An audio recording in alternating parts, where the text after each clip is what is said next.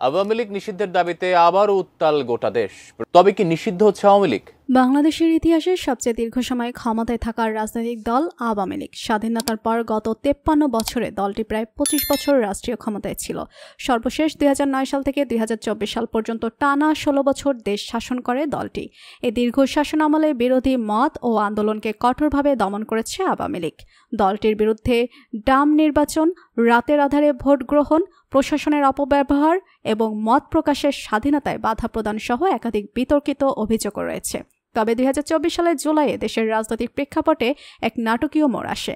ছাত্র জনতার তীব্র আন্দোলন ও গণ অভ্যুত্থানের মুখে আওয়ামী লীগ সরকার ক্ষমতাচ্যুত হয়। আন্দোলনের চাপে দলটির শীর্ষ নেতা ও বহু কর্মী দেশ ছেড়ে পালিয়ে যেতে বাধ্য হন। এই গণ আন্দোলন বাংলাদেশের রাজনৈতিক ইতিহাসে এক নতুন অধ্যায়ের সূচনা করে।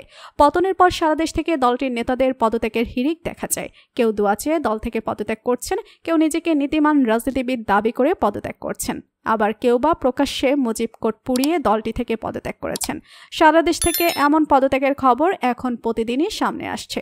এবার সাংবাদিক ডেকে সংবাদ সম্মেলন করে পদত্যাগ করলেন পটুয়াখালীর 10 মিনা উপজেলার রণগোলাপলদি ইউনিয়ন আওয়ামী লীগের সভাপতি আব্দুল আজিজ।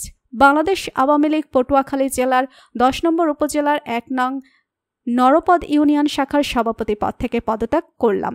এখন থেকে বাংলাদেশ আওয়ামী লীগের সাথে আমার কোনো সম্পর্ক নাই এবং ভবিষ্যতেও থাকবে না। মূলত গত বছরের 5 আগস্ট তীব্র আন্দোলনের মুখে আওয়ামী লীগ সরকারের পতনের পর একযোগে গাঁঠাগা দিয়েছেন দলটির তৃণমূল থেকে কেন্দ্রীয় নেতাকর্মীরা। দলীয় প্রধান ও সাবেক প্রধানমন্ত্রী শেখ হাসিনা সহ অধিকাংশ নেতাকর্মী আশ্রয় নিয়েছেন প্রতিবেশী দেশ ভারতে। এই ঘটনার পর থেকে আওয়ামী লীগ চরম নেতৃত্ব শূন্যতার মধ্যে পড়ে। কেন্দ্রীয় নেতৃত্ব অনুপস্থিত থাকায় মাঠ পর্যায়ের নেতাকর্মীদের মধ্যে ছন্নছাড়া অবস্থা তৈরি হয়। এরই ধারাবাহিকতায় দেশের বিভিন্ন অঞ্চল থেকে দল ত্যাগের খবর প্রতিদিনই সামনে আসছে। জীবন মান উন্নত হবে, সেটাই আমাদের লক্ষ্য।